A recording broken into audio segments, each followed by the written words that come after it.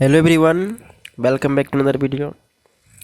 तो फ्रेंड्स देखिए, जो हम लोग पिछले लेक्चर में जो है हम फंक्शन यानी काम जो है जूनियर इंजीनियर का देख ही लिए थे।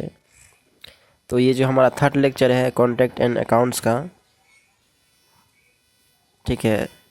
तो देखिए, जो पिछले लेक्चर में तो हम लोग यहाँ तक कर लिए थे, तो आज जो है हम लोग करने वाले हैं वो है PWD procedure of initiating of work. मतलब कि जो काम जो कैसे इनिशिएट होता है, कैसे तैयार होता है, कैसे किया जाता है, कैसे कैसे स्टेप कौन कौन सा इन्वॉल्व होता है कोई भी काम को स्टार्ट होने से पहले यानी कि स्टार्ट होने तक। तो देखिए, इसमें जो टोटल 3 स्टेप में प्रोजेक्ट को डिवाइड करते हैं। लोग को भी जो है ना स्टेप्स 3 डिवाइड किया जाता है, 3 पार्ट्स में। तो पहले देख लेते क्या क्या है। तो देखिए, पहला जो है वो एडमिनिस्ट्रेटिव अप्रूवल है, दूसरा है टेक्निकल सैंक्शन और तीसरा है बजट प्रोविज़न। तो गाइस, इससे जो पहले हम देख लेते हैं कि PWD जो है वो किस किस टाइप का वर्क को जो है ना एग्जीक्यूट करवाता है यानी काम करवाता है। तो देखिए, यहाँ पे जो है ये फॉलोइंग टाइप का जो है वर्क करवाता है, जैसे major work, minor work, special work, maintenance work, repair work, यही सब का काम करवाता है। तो ये PWD जो है इस टाइप का जो वर्क होता है वो एग्जीक्यूट करवाया जाता है PWD के द्वारा। तो अब बात आता है मेन पॉइंट, जो कि है किस कौन कौन सा स्टेप्स होता है हमारे वर्क को इनिशिएट करने में। तो पहला जो है एडमिनिस्ट्रेटिव अप्रूवल। तो थोड़ा बहुत हम पिछले लेक्चर से ही इसके बारे में बताते आए हैं कि एक्चुअल में है क्या एडमिनिस्ट्रेटिव अप्रूवल। तो चलिए इस बार डिटेल से देखते हैं क्या है एक्चुअल में। कहता है फॉर एनी प्रोजेक्ट इनिशिएटिंग और related to requirement of department with respect to cost work it necessary to obtain formal acceptance known as administrative approval। मतलब कहता है कि कोई भी प्रोजेक्ट इनिशिएट करने के लिए इसका क्या आपको रिक्वायरमेंट होगा कि आप अपने डिपार्टमेंट रिस्पेक्टिव डिपार्टमेंट से आपको उसका परमिशन लेना पड़ेगा, यानी उसको एक्सेप्ट करवाना पड़ेगा कि भाई ये काम हमको करवाना है, तो आप एक्सेप्ट कीजिए कि यानी कि इनिशिएट अप्रूवल दीजिए कि ये काम होना चाहिए। तो क्या कहते हैं, इसी को जो टेक्निकली इसी को कहते हैं यानी एक्सेप्टेंस, जो आप वो एक्सेप्टेंस करेगा उसी कहते हैं एडमिनिस्ट्रेटिव अप्रूवल। यानी कि अप्रूवल एक तरह से क्या है, अप्रूव दे देना कि हाँ भाई ये काम हो सकता है, ये कर सकते हैं, तो उसी कहते हैं एडमिनिस्ट्रेटिव अप्रूवल, राइट। और ये क्या करता है, कंसर्न डिपार्टमेंट यानी कि जो रिस्पेक्टिव डिपार्टमेंट होता है वही करता है। अब बताए थे कि आपको जो पिछले लेक्चर में कि एडमिनिस्ट्रेटिव अप्रूवल कौन देता है, तो हमारे जो सबसे हेड होता है टेक्निकल सेक्शन के जो हेड यानी PWD के हेड वही देते हैं, राइट। कहता है देखिए, आफ्टर रिसीविंग एडमिनिस्ट्रेटिव अप्रूवल, मतलब एडमिनिस्ट्रेटिव अप्रूवल जब आपको मिल जाएगा कोई काम के लिए, तो इसमें क्या होता है, detail drawing, design, estimated cost ये सब प्रिपेयर किया जाता है, राइट। और क्या किया जाता है किसके द्वारा, डिपार्टमेंट इंजीनियर के द्वारा, और सबमिट कर दिया जाता है किसके लिए, टेक्निकल और सेंसनिंग के लिए, राइट। सेंसनिंग मतलब पैसा वैसा चाहिए ना भाई, कॉस्ट वॉस्ट उसका। तो इसके लिए तो फिर से इस क्या करना, फिर से एक तरह से कहिए तो अप्रूवल ही लेना पड़ेगा, जिसको अप्रूवल ना बोल करके सेंसनिंग बोलेंगे। सेंसनिंग मतलब होता है जो इसके जो एक्चुअल कॉस्ट पड़ रहा है वो आपको कॉस्ट प्रोवाइड किया जाएगा इसे सेंसनिंग के द्वारा, आफ्टर सेंसनिंग, राइट। तो ये होता है अप्रूवल मिल गया, उसके बाद सेंसनिंग करेंगे, राइट। अगले डिपार्टमेंट को करेगा। आपको पता है कौन सा डिपार्टमेंट, कौन सा इंजीनियर जो है सेंसनिंग करता है। तो यहाँ कुछ देख लेते हैं कि जो पावर ऑफ एडमिनिस्ट्रेटिव अप्रूवल, कौन से इंजीनियर के पास जो है कितना पावर होता है, यानी कितना तक वो अप्रूवल या सेंक्शनिंग कर सकता है। तो देखिए यहाँ पे जो है ना चीफ इंजीनियर जो है, आपको पता है चीफ इंजीनियर सबसे हेड होता है, उसके पास क्या है, फुल पावर है, यानी कि 1 करोड़ 2 करोड़ जितना भी है सबको सेंक्शनिंग कर सकता है, यानी अप्रूवल दे सकता है। सुपरिटेंडेंट इंजीनियर क्या है, वो 15 लाख तक के सेंक्शनिंग कर सकता है, राइट। और एग्जीक्यूटिव इंजीनियर जो है 5 लाख तक का। देखिए ये डाटा जो है ऋतु में दिया है वो थोड़ा देख लीजिएगा, क्योंकि ये डाटा अप्रोप्रिएट नहीं है, राइट। तो यहाँ पे हम बता दिए हैं जो चीफ इंजीनियर फुल के लिए है, सुपरिटेंडिंग इंजीनियर जो 15 लाख तक सेंक्शन कर सकता है, और एग्जीक्यूटिव इंजीनियर वो जो है 5 लाख तक कर सकता है, राइट। तो ये थोड़ा पावर के बाद हमारा सेंक्शनिंग देख लेते हैं, उसका डिफिनीशन क्या है सेंक्शनिंग का, इसमें होता क्या है। तो देखिए, after preparing after administrative approval to a work, ठीक, is necessary to prepare detail drawing. मतलब जो एडमिनिस्ट्रेटिव अप्रूवल के बाद क्या होता है, डिटेल ड्राइंग प्रिपेयर किया जाता है, उसका एस्टिमेटेड कॉस्ट किया जाता है और क्या कहता है सबमिट किया जाता है आगे की अथॉरिटी को, राइट। उसके बाद क्या करता है वो जो आगे की अथॉरिटी है, रिस्पेक्टिव जो कंसर्न डिपार्टमेंट है, वो क्या कहता है, इसको सेंसनिंग चेक किया जाता है और उसके बाद इसको अप्रूवल दिया जाता है और जिसे क्या कहते हैं टेक्निकल सेंसनिंग। इसी को टेक्निकल सेंसनिंग भी कहा जाता है, राइट। तो ये तो है सेंसनिंग के बाद। अगर सिंपल भाषा में समझे तो क्या होगा, पहले आपको जो कोई भी वर्क उसको आपको अप्रूवल लेना पड़ेगा, एडमिनिस्ट्रेटिव अप्रूवल। उसके बाद क्या करने पर आपको उसका जो कॉस्ट होता है उसका कॉस्ट तैयार कीजिएगा, डिज़ाइन तैयार कीजिएगा, प्लान तैयार कीजिएगा, राइट। उसके बाद उसका क्या होगा, सेंक्शनिंग हुआ, यानी कि उसका पैसा प्रोवाइड किया जाएगा, फंड प्रोवाइड किया जाएगा। और थर्ड में क्या होगा आपको कि इसमें क्या होता है बजट प्रोविज़न हो जाता है। बजट प्रोविज़न मतलब हुआ कि आपको जो पैसा मिलेगा ना वो पैसा एक नहीं मिल जाएगा। जैसे 5 करोड़ का आपको बजट मिला है, सेंक्शनिंग हो गया तैयार, ठीक है, एडमिनिस्ट्रेटिव अप्रूवल मिल गया, सेंक्शनिंग भी हो गया और बजट जो टोटल पड़ा प्रोजेक्ट का वो suppose that just example 5 crore आ गया। तो ऐसा नहीं कि 5 करोड़ एक ही बार में दे दिया जाएगा, नहीं। उसके लिए क्या करें, एक प्लान बनाया जाएगा कि आपको हर महीने या हर इस वर्क के प्रोग्रेस के इतना वर्क के प्रोग्रेस पे आपको इतना रुपये मिलेगा, इस हिसाब से मिलता है। तो उससे क्या कहते हैं बजट प्रोविज़न। पढ़ लीजिएगा, हम जो है ना इसका सिर्फ मीनिंग बताते हैं क्या एक्चुअल में इससे होता क्या है, क्या क्या इसमें ये है क्या, ठीक है। तो देखिए सब चीज़ होने के बाद यानी कि इस टेक्निकल सेंक्शन होने के बाद क्या होता है कि प्रोविज़न मेड किया जाता है, यानी बनाया जाता है कि जो 5 करोड़ का कोई फंड है यानी कि कॉस्ट आया किसी प्रोजेक्ट का, तो उसे इंटरवल में थोड़ा थोड़ा 1 करोड़ या 50 लाख ऐसे करके विथ टाइम के साथ प्रोवाइड किया जाता है, यानी प्लान बनाया जाता है। देखिए जो प्लान जो बनता है ये according to 5 year plan budget बनता है, ठीक है, यानी कि पर एक 5 साल में इस तरह से बनता है कि 5 साल में इतना रुपया हम इस पर खर्च करेंगे, अगले 5 साल में इतना रुपया खर्च करेंगे। इस तरह से उसका टोटल जो कॉस्ट होगा जब तक नहीं पूरेगा 5 साल में तब तक खर्चा होते रहेगा उस पर, राइट। तो इसी कहते हैं बजट प्रोविज़न। बजट प्रोविज़न क्या क्या हेल्प करता है, क्या ये करता है हमारे प्लानिंग में हेल्प करता है। अब देख लेते हैं कि हमारा जो है PWD की काम तो करवाता है, minor work, major work, repairing work, तो ये सब तो काम हुआ, लेकिन किस किस मेथड से काम करवाता है वो देख लेते हैं। तो देखिए जो मेथड जो है वो बहुत सारा मेथड ये अडोप्ट किया जाता है PWD के अनुसार। बाकी यहाँ देख सकते हैं कौन कौन सा मेथड है, employing daily method, rate list method, piece work method, day work method, contract method, right. ये सारा मेथड है जो PWD के द्वारा जो है इनिशिएट किया जाता है, यानी एडोप्ट किया जाता है। तो देखिए कॉन्ट्रैक्ट मेथड में क्या होता है कि कॉन्ट्रैक्ट को एक कोई वर्क दिया जाता है और वो कॉन्ट्रैक्ट के द्वारा ही करवाया जाता है, कॉन्ट्रैक्ट बेसिस पे, और जो काम करेगा वो कौन करवाएगा, कॉन्ट्रैक्टर करवाएगा। तो कॉन्ट्रैक्ट मेथड में 2 टाइप का मेथड आ जाता है। पहला आ जाता है आपका आइटम रेट कॉन्ट्रैक्ट मेथड, दूसरा आ जाता है परसेंटेज रेट कॉन्ट्रैक्ट मेथड। तो देखिए हम इसका जो मीनिंग बता देते हैं, बाकी यहाँ पे पढ़ लीजिएगा, सब चीज़ सेम ही रहेगा, ठीक है। तो देखिए आइटम रेट कॉन्ट्रैक्ट में क्या होता है कि जो है वर्क तो डिपार्टमेंट दिया जाता है, किसको, कॉन्ट्रैक्ट को देगा ही, क्योंकि कॉन्ट्रैक्टर मेथड है। लेकिन इसमें क्या होगा कि हर आइटम का जो है ना रेट प्रोवाइड कर दिया जाएगा, ठीक है, और उसी के जितना उसी के हिसाब से आपको पेमेंट भी किया जाएगा, यानी कॉन्ट्रैक्टर को पेमेंट किया जाएगा।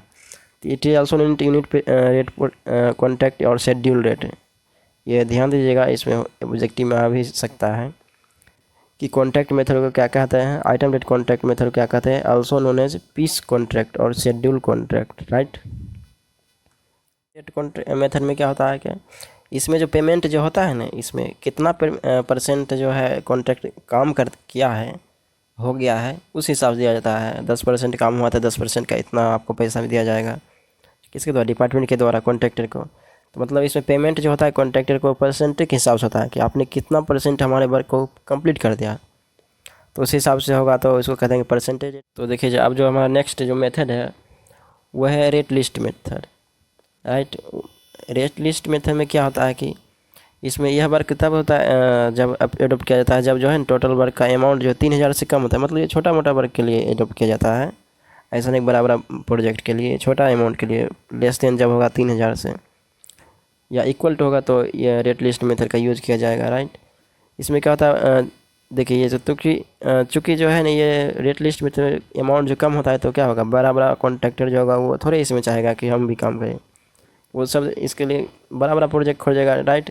तो कॉन्ट्रैक्टर क्या होता है, इसमें बिगेस्ट कॉन्ट्रैक्टर नॉट इंटरेस्टेड होता है।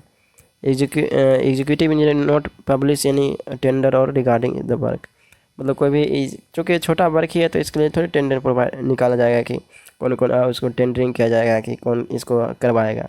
छोटा वर्क है तो किसी को भी टेंडर को पकड़ के दे दिया जाएगा कॉन्ट्रैक्टर को, चलो भाई तुम कर दो, बस हो गया। छोटा वर्क है तो अब बड़ा बड़ा कॉन्ट्रैक्टर ओबियसली ऐसी है, इसमें इंटरेस्ट दिखाता है नहीं। तो क्या था, rate list method only given by पेटी वर्क, मतलब छोटा छोटा वर्क के लिए ये सूटेबल होता है। नोट पेनाल्टी प्रोविजन मेड, इसमें कोई पेनाल्टी प्रोविजन नहीं मेड होता है। और देखिए पेनाल्टी प्रोविजन क्या होता है मैं आपको बताता हूँ। देखिए क्या होता है कि जो बड़ा बड़ा प्रोजेक्ट होता है ना, तो उसमें जो है ना तो बड़ा बड़ा प्रोजेक्ट होता है उसमें एक एग्रीमेंट रखा जाता है कि जो है ना इस एग्रीमेंट पे आपको साइन करना पड़ेगा, मतलब कुछ कंडीशन रखा जाता है वर्क के अनुसार कि इस वर्क में ये होना चाहिए, ये यूज होना चाहिए, मटेरियल यूज होना चाहिए, ये शर्तें रहेंगी, ये कंडीशन रहेंगे। ये सब कंडीशन को एक जो है ना एक तरह से डॉक्यूमेंट के रूप में रखा जाता है। और जब जो कॉन्ट्रैक्टर या जो किसी कॉन्ट्रैक्टर को दिया जाता है कोई भी वर्क, तो उस पर जो है क्या करता है, इस पर सिग्नेचर करवा लिया जाता है कि यानी कि एग्री करवा लिया जाता है कि बाद में अगर कोई भी जो इससे दिक्कतें हो तो आपको यह एक फॉर्मली सबूत मिले रहे, यानी कि सबूत आपके पास रहे कि आपने ये साइन किया है कि ये काम होना चाहिए। ऐसा नहीं कि बाद में कॉन्ट्रैक्टर कहेगा कि नहीं ये काम आप नहीं बोले थे, ऐसा नहीं बोले थे, ये काम नहीं करने के लिए बोले थे, आप फिर बोल रहे ये काम करने के लिए, इसमें दिक्कत में हो जाएगा। तो इसलिए प्रूफ रहेगा कि देखिए हम पहले ये बोल रहे थे कि आपको ये काम करना पड़ेगा। बाद में ना कॉन्ट्रैक्टर भाग सकता है ना ही डिपार्टमेंट कुछ और कह सकता है कि ये काम करना पड़ेगा। तो क्या एक सबूत होता है ना, उसी को कहते हैं पेनाल्टी प्रोविजन। यानी कि एक तरह से कहे तो ये क्या है, सबूत रखा जाता है। हमारा जो मेथड है, हालांकि यहाँ सेकेंड लिखा गया राइट, पीस वर्क मेथड। तो देखिए नाम से ही पता चल रहा है क्या है, पीस वर्क मेथड, मतलब कोई बड़ा सा प्रोजेक्ट है उसका छोटा छोटा पीस में काम करवा रहे हैं। जैसे कि सपोज कीजिए एक बिल्डिंग बन रहा है राइट, उसमें क्या होगा, ब्रिक वर्क बनना होगा, छत का ढलाई होगा, कॉलम बनेगा, प्लास्टिंग होगा, ये सब होगा ना। तो प्लास्टिंग के लिए क्या करेंगे, हम अलग एक कॉन्ट्रैक्टर दे देंगे। कोई बिल्डिंग बनाना थी, दीवार बनाना था, उसके लिए अलग दे देंगे। कुछ छत बनाने के लिए सिर्फ अलग के कॉन्ट्रैक्टर को दे देंगे। क्या होगा, ये एक प्रोजेक्ट को हम बहुत सारा डिवाइड कर दिए छोटा छोटा पीस में, तो इसी को कह देंगे कौन सा, पीस वर्क मेथड। जब बड़ा प्रोजेक्ट क्या होता है, छोटा छोटा सेपरेटली जो है छोटा छोटा वर्क में डन किया जाता है। तो देखिए small work costing up to 2000, मतलब ये जो जब कब अपनाएंगे इस तरह के तरीके को, जब उसका जो स्मॉल कॉस्ट होगा वो 2000 से कम होगा, या अप टू मतलब 2000 तक होगा। मेन कॉन्ट्रैक्टर नॉट इंटरेस्टेड, क्योंकि इसका अमाउंट छोटा है तो बड़ा कॉन्ट्रैक्टर क्यों इंटरेस्ट दिखाएगा, वो आप भी समझ सकते हैं right. This method suitable for maintenance work और not suitable for construction work. तो देखिए ये मेंटेनेंस वर्क के लिए सुटेबल होता है। No limit provision, time provision, no only work limit, इसमें टाइम कोई लिमिट नहीं रहता है कि आपको इतना टाइम में कंप्लीट करना है, ठीक है, छोटा मोटा वर्क ही है। सिर्फ इसमें काम वर्क लिमिट रहता है कि आपको ये काम करना है, टाइम नहीं रहता है कि आप कितना देर में कीजिए, उससे इसको मतलब नहीं रहता है। हाँ लेकिन मतलब रहता है कि आपको ये काम करना पड़ेगा राइट। तो अब देखिए डे वर्क मेथड है, नाम से पता चलो डे वर्क मेथड मतलब क्या है, आपने एक दिन में कितना काम किया उस हिसाब से आपको कॉस्ट पेमेंट किया जाएगा, तो उसी को डे वर्क मेथड कह देंगे। यहाँ पे देख लीजिएगा, worker are kept for the work on the basis of day, यानी कि जो वर्कर को रखेंगे, लेबर को, वो किसके हिसाब से रखेंगे, डे के हिसाब से रखेंगे कि आपको एक दिन में इतना रुपया मिलेगा। काम जितना भी हो उससे मतलब नहीं है, इसमें दिन से मतलब है कि आपने कितना दिन काम किया। जनरली यही जो है ना एडॉप्ट किया जाता है राइट। तो ये तो हमारा in this method the contractor give the cost about work like work the required some quantity of the matter, the engineer are checked reality material are required that work with given by contractor then give approval. मतलब engineer क्या करता है, check करता है कि जो material वास्तव में जितना रिक्वायर्ड है कि नहीं, जो कॉन्ट्रैक्टर को तो बताया जाता है कि इस मटेरियल में इस प्रोजेक्ट में इतना रिक्वायर्ड है, अगर उतना है तो चेक करके क्या अप्रूवल किया जाता है। वो डिपार्टमेंटल मेथड आता है, इसी को कहते हैं एम्प्लॉइंग डेली मेथड। देखिए डिपार्टमेंटल मेथड नाम से क्या होता है, डिपार्टमेंट मतलब डिपार्टमेंट ये किसी कॉन्ट्रैक्टर को नहीं देगा कि आप ये काम कीजिए वो काम कीजिए, खुद काम करवाएगा डिपार्टमेंट, खुद लेबर भी रखेगा, खुद सामान भी लाएगा, खुद मतलब जो भी हैंडल जो भी काम होगा वो डिपार्टमेंट के द्वारा ही होगा, इसमें कोई भी कॉन्ट्रैक्टर बीच में नहीं आएगा। तो देखिए when the work is not accepted by the contractor due to a small margin, इस ये मेथड कब एक्सेप्ट किया जाता है, जब कोई भी जो है कॉन्ट्रैक्टर एक्सेप्ट नहीं करता है, वर्क करवाने के लिए तैयार नहीं होता है। क्या है कि इसमें छोटा मार्जिन प्रॉफिट होता है, छोटा प्रॉफिट बचता है। तब क्या करता है इस केस में, तो काम तो छोड़ नहीं सकता है, तो क्या डिपार्टमेंट खुद काम करवाता है। आल्सो कॉल एम्प्लॉइंग मेथड और labour method. Profit of middle man is eliminated, मतलब जो प्रॉफिट जो होता है, कॉन्ट्रैक्टर है तो नहीं, प्रॉफिट कौन लेगा, तो जो खर्चा हुआ डिपार्टमेंट ही करेगा, राइट। इसमें बीच में कोई प्रॉफिट नहीं लेगा। इन this method department purchase the material directly from supplier. Obviously क्योंकि इसमें कॉन्ट्रैक्टर है नहीं, तो कॉन्ट्रैक्ट ऐसे क्या होता है, कॉन्ट्रैक्टर इसमें रहता तो कॉन्ट्रैक्टर जाता है इसको मटेरियल सप्लाई करते, हो सकता है वो ज़्यादा कम ले करके यहाँ पे ज़्यादा बिल बना देता, तो क्या होता है इसमें प्रॉफिट उसको हो जाता। तो ये सब प्रॉफिट एलिमिनेट हो गया, क्योंकि यहाँ पे क्या हो, डिपार्टमेंट खुद गया सप्लायर के पास मटेरियल लेने के, जितना पैसा हुआ उतना ही दिया, जितना अमाउंट मटेरियल लिया। तो ये PWD खुद इसमें करवाता है। ये क्या कहते हैं, डिपार्टमेंट खुद इस टाइप के मेथड में खुद इन्वॉल्व रहता है, किसी थर्ड पर्सन के अलावा, राइट। तो देखिए अब जो हम बताए थे NMR मतलब नॉमिनल मास्टर रोल, ये इसका दूसरा नाम है डेली लेबर मास्टर रोल। मतलब देखिए क्या था, एक हाजिरी कार्ड देखे होंगे, देखे नहीं होंगे तो सुने जरूर होंगे। हाजिरी कार्ड का नाम लेबर क्या होता है, उसमें हाजिरी बनता है, ठीक है। तो उसी कहते हैं, एक क्या होता है, ये एक टाइप का बुक होता है जिसमें कहता है लेबर का हर एक एक्टिविटी मतलब होता है, कितना दिन आया, कितना दिन गया, कितना घंटा काम किया, वो सारा चीज़ जो है ना रिकॉर्ड किया जाता है, लिखा जाता है उसमें, उस बुक में। तो उसी कह देंगे NMR नॉमिनल मास्टर रोल। इसको याद रखिएगा क्या क्या क्या है ये। और अभी बात करेंगे मेजरमेंट बुक MB के बारे में। तो देखिए पहले इसको देख लेते हैं। By this method execution of work profit of the contractor can be saved. अब देखिए इसमें क्या होता है कि इस मेथड में आपको लेबर कितना आया, मतलब इस बुक में कितना दिन लेबर आया, कितना दिन लेबर नहीं आया है, क्या होता है कि रिकॉर्ड किया जाता है। तो इसमें क्या होता है कि और पेमेंट जो इसी के हिसाब से करेंगे कॉन्ट्रैक्टर को, कौन, डिपार्टमेंट। तो डिपार्टमेंट को कॉन्ट्रैक्टर ये देगा तो उसी के हिसाब से पेमेंट करेगा। तो इसमें ना तो कॉन्ट्रैक्टर को प्रॉफिट होगा ना ही लॉस होगा, क्योंकि इसमें जितना पेमेंट आएगा लेबर उतना ही नहीं इसमें लिखा रहेगा कि इतना दिन आया इतना दिन नहीं आया है। तो इसलिए प्रॉफिट क्या होता है इसमें नहीं हो पाता है, यानी प्रॉफिट एलिमिनेट हो जाता है, right. This method owner execute work self.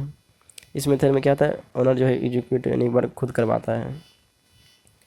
और देखिए इसका जो फॉर्मेट किस टाइप का होता है नॉमिनल मास्टर रोल का, इसमें देखिए पहला होता है यूसी डेट, मतलब कभी यूसी किया गया है, नहीं हाजिरी कार्ड एक तरह से कहे तो। NMR कब दिया गया है, NMR रूम नंबर नहीं, master book.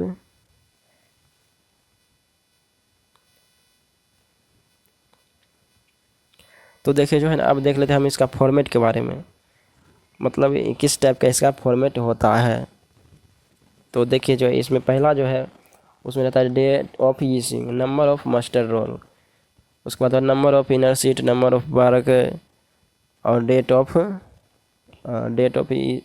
Items issue officer,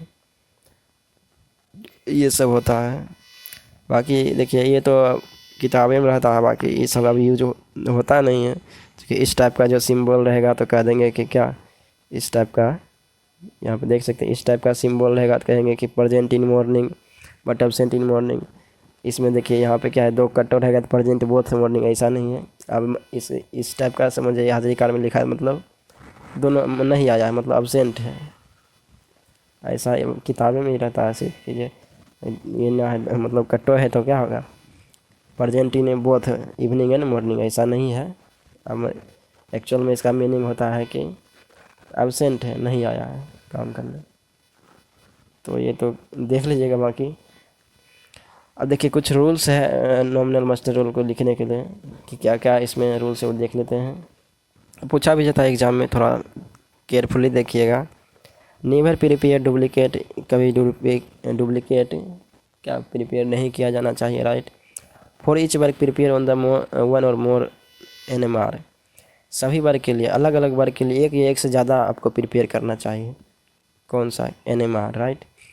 absent and present must be mention, absent और प्रेजेंट को मेंशन करना चाहिए, ऐसा नहीं कि एब्सेंट और प्रेजेंट को मेंशन ही नहीं कर रहे हैं और लास्ट दिन किसी दिन बैठे और याद कर करके कहा उस दिन ये आया था, उस दिन ये आया था करने गए, ऐसे में दिक्कत हो जाएगा। तो आपको रोज़ ही बनाना पड़ेगा एब्सेंट और प्रेजेंट का कि आज आया है कि नहीं आया है। आफ्टर क्लोजिंग द NMR, मतलब जब NMR भर जाए, मंथ कंप्लीट हो जाए, तो क्या होगा, दूसरा इशू करना चाहिए, राइट। और क्या होगा, जो कंप्लीट हुआ तो उसका पेमेंट भी आपको जल्दी करना पड़ेगा या करना चाहिए। तो ये सब कुछ रूल्स हैं, रेगुलेशन है जो NMR को लिखते समय आपको फॉलो करना पड़ेगा। देखिए अब बात कर लेते हैं हम MB के बारे में बोल रहे थे, measurement book in short called क्या, MB, right. Keep the all record about the work, मतलब MB का सिंपल भाषा में कहे तो एक तरह से ये भी बुक ही है, लेकिन इसमें क्या होता है कि हम वर्क का मेजरमेंट करते हैं, वर्क का रिकॉर्ड रखते हैं।